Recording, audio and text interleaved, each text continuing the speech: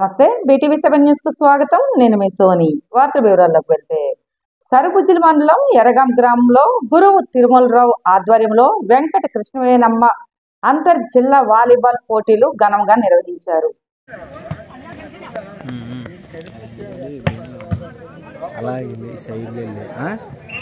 Point Vizag 19 పాయింట్లు, దనుకోట 10 పాయింట్లు. పర్వాలేదు, మంచిగా ఆడండి.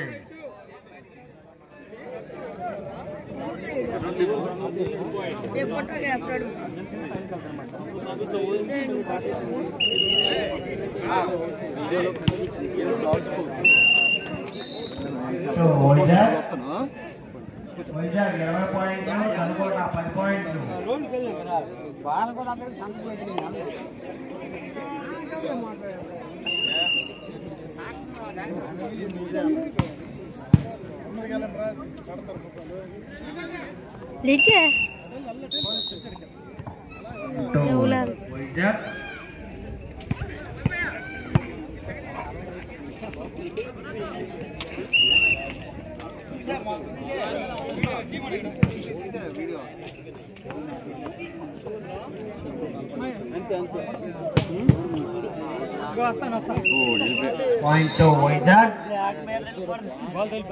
వైజాగ్ 22 పాయింట్లు, దనుకోట 10 పాయింట్లు. అనకాపల్లి నియోజకవర్గంలో సీఎం సహాయ నిధి చెక్కులు పంపిణీ చేసిన మాజీ శాసనసభ్యులు పేల Govind Satyanarayana, housing corporation chairman, జిల్లా టీడీపీ అధ్యక్షులు బత్తుల తాతయ్య బాబు తదితరులు కార్యక్రమంలో పాల్గొన్నారు. 14-19 ఈ రోజు కూడా ఇక్కడ ఉన్న స్థానిక శాసనసభ్యులు కుంతాల రామకృష్ణ గారు, సీఎం రమేష్ గారు, ముగ్గురి కలెక్టర్తో ఇప్పుడు కూడా హైయెస్ట్ మళ్ళీ అనకాపల్లి నియోజకవర్గంలో ఇంకా 1 year కూడా కాలేదు 26,06,06,13 రూపాయలు ఈరోజు ఇవ్వడం జరిగింది. రేపు రాబోయే రోజులు అందరికీ ఇస్తాం. దీనికి పార్టీ నిబంధన అయి ఉండదు, పేదవాడై ఉండాలి. పేదవాడంలో ప్రతి ఒక్కరు కూడా ఈ ముఖ్యమంత్రి సహాయం ఇస్తామని ఈ సందర్భంగా కుంతాల రామకృష్ణ గారు, సీఎం రమేష్ గారు ఆలోచన మేరకు దీనికి ఇన్ఛార్జిగా నా కర్తవ్యం నెరవేరుస్తున్నాను. మీ అందరూ కూడా ప్రతి ఒక్కరు కూడా ఇది సోషల్ మీడియాలో వైరల్ చేసి ఎవరైనా అనారోగ్యానికి గురై ముందుగా తెలిసి ఆ టెస్టుల ద్వారా పలానా సర్జరీ ఆరోగ్యశ్రీలో కావాలని సర్జరీలు ఏమైనా ఉంటే ఆ హాస్పిటల్లో కొట్టిసి తీసుకోండి. కొట్టిసి తీసుకునిస్తే వాళ్ళకు కూడా ముందుగా కూడా డబ్బులు ఇవ్వడానికి ఈరోజు చంద్రబాబు గారు ఈ సీఎం రిలీఫ్ ఫండ్కి ఎక్కువ ప్రాధాన్యత ఇస్తున్నారు. గడిచిన ప్రభుత్వం అన్నమయ్య జిల్లా తిరుపతిలోని మోహన్ బాబు యూనివర్సిటీ వద్ద పోలీసులు లాఠీ చార్జ్.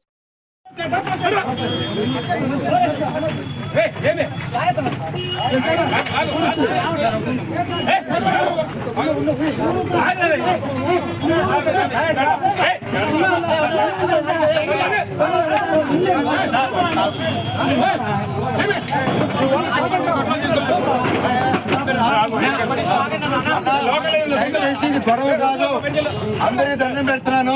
గొడవ కాదు, నేను మా తాత నాన్నకి దండం పెట్టుకునేదానికి వచ్చాను అంతే. Thank you. ఎవరు రాకండి, నేను దండం పెట్టుకుని వస్తారు. అందరు అక్కడ ఎవరు వీళ్ళు మనలు కాదు.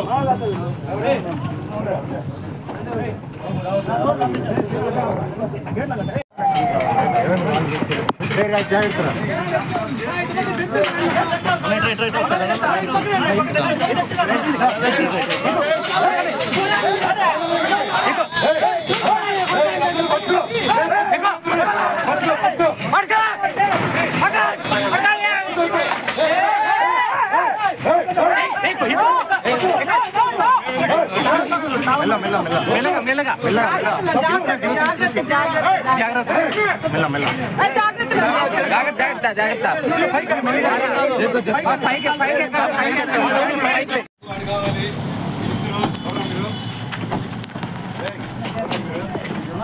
కొద్దిగా లావణ్య వెనకరా, మేడం ఉన్నారు వెనకరా, బయటకు వస్తే కొద్దిగా వెనక్కి చేద్దాం.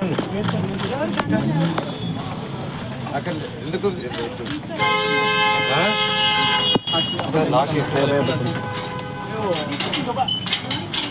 ఎవరు మీరంతా? సిఐ గారు రమ్మనండి.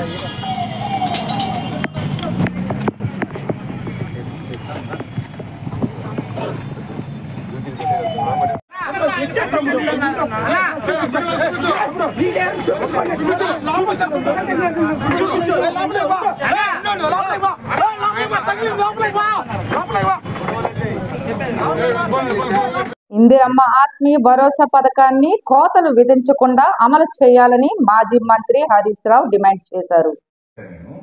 ఒకటి ఆత్మీయ భరోసా ఇందిరమ్మ ఆత్మీయ భరోసాలో 3 సమస్యలు అక్క. ఒకటి ఏమైతుందంటే అక్క, గుంట భూమి ఉన్న ఇందిరమ్మ ఆత్మీయ భరోసా రాదు అని అన్నారు కదా, దానివల్ల కొద్దిగా నష్టం అవుతుంది. ఎస్సీ ఎస్టీ బీసీలకు ఏమైతుందంటే 5 గుంటలు 10 గుంటలు ఉంటుందక్క.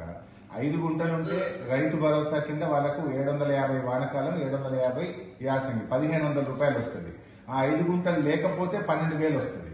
సో 10 గుంటలు ఉంటే 3,000 వస్తుంది. 20 గుంటలు ఉంటే 6,000 వస్తుంది.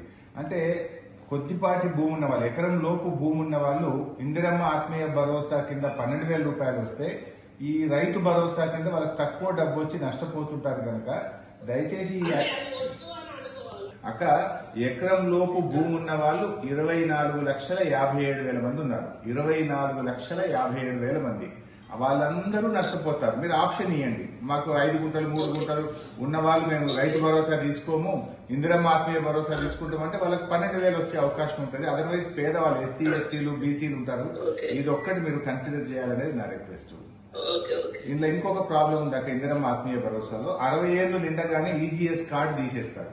అసలు ఈజీఎస్ కార్డుతో లింక్ పెట్టడం కొంచెం ఇబ్బంది ఏమో. 20 పని దినాలు అనేది పెట్టిండ్రు. నిజంగా ఊర్లో గ్రామ సభ పెట్టి వీడు వ్యవసాయ కూలియా కాదా, కూలి చేస్తేనే ఇవ్వండి. కానీ ఈజీఎస్ కార్డు లింక్ పెట్టడం వల్ల 60 ఏళ్లు దాటగానే ఈజీఎస్ కార్డు తీసేస్తారు. ఒకటి 20 పని దినాలు అనడం వల్ల కొత్త ఫిల్టర్ అయిపోతున్నారు. ముఖ్యంగా ఎకరం లోపు భూమి ఉన్న వాళ్ళు. ఈ 3 అంశాల మీద దయచేసి మీరు కొంత క్లారిటీ ఇవ్వండి. అంటే 60 ఏళ్లు దాటిన వాళ్ళకి ఈజీఎస్ కార్డు ఉండదు, కానీ వాళ్ళు కూలికి పోతుంటారు. అటువంటి వాళ్ళని కూడా కన్సిడర్ చేయాలని నా రిక్వెస్ట్. ఇది ఆత్మీయ భరోసా.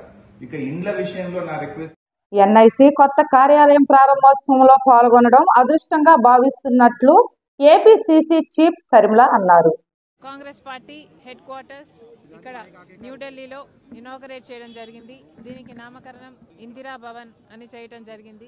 ఈ కార్యక్రమంలో ఈరోజు నేను భాగం అవ్వడం చాలా సంతోషకరం.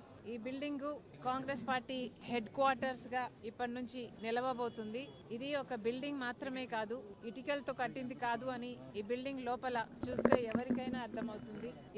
దీని లోపల కాంగ్రెస్ లెగసీని అంతా ఎంత వివరంగా దృశ్యాలతో చూపించగలరో అద్భుతంగా అందంగా చేయటం జరిగింది. అంత అద్భుతంగా చరిత్రనంతా, కాంగ్రెస్ పార్టీ చరిత్రనంతా దీంట్లో పొందుపరచడం జరిగింది. అసలు లోపల భాగం చూస్తే దేశ స్వాతంత్రం దగ్గర నుంచి, స్వాతంత్ర పోరాటం దగ్గర నుంచి, భారతదేశ పునాదులు వేయడం దగ్గర నుంచి ఇప్పటి వరకు కాంగ్రెస్ పార్టీ నాయకులు ఎంత వారి శ్రమను, వారి రక్తాన్ని ధారపోసారో, ఎంతమంది ప్రాణ త్యాగాలు చేశారో, ఎంతమంది కాంగ్రెస్ యోధులు కార్యకర్తలు అన్ని త్యాగాలు చేస్తే ఈ దేశానికి స్వతంత్రం వచ్చిందో, ఆ తర్వాత కూడా మన దేశానికి పునాదులు వేసి రాజ్యాంగాన్ని నిర్మించి ప్రపంచంలోనే అతిపెద్ద డెమోక్రటిక్ నేషన్ గా ఈరోజు భారతదేశం నిలబడింది అంటే దీనికి అంతటికీ కారణం కాంగ్రెస్ పార్టీ. ఆ చరిత్రనంతా లోపల గోడల మీద చూపించడం జరిగింది. చాలా సంతోషం. కంగ్రాచులేషన్స్. ప్రతి కాంగ్రెస్ కార్యకర్తకే కాదు, దేశంలోని ప్రతి పౌరునికి కూడా ఇది గర్వకారణం. ఈ సందర్భంగా ఒక మాట చెప్పాలనుకుంటున్నాం.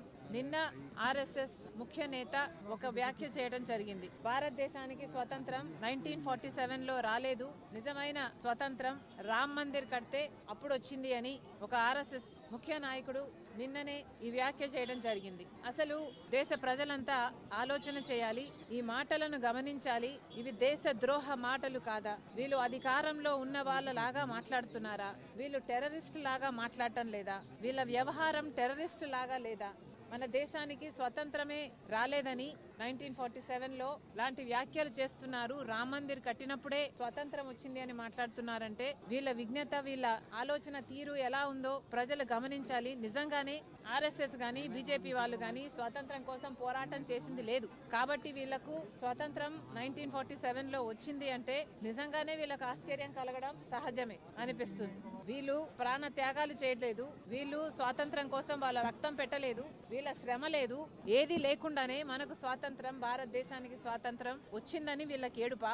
నిజంగానే వీళ్ళు అధికారంలోకి వస్తేనే స్వాతంత్రం వచ్చింది అని మాట్లాడుతున్నారు అంటే ఇది టెర్రరిస్ట్ భాష కాకపోతే ఏమిటి అని అడుగుతున్నాం.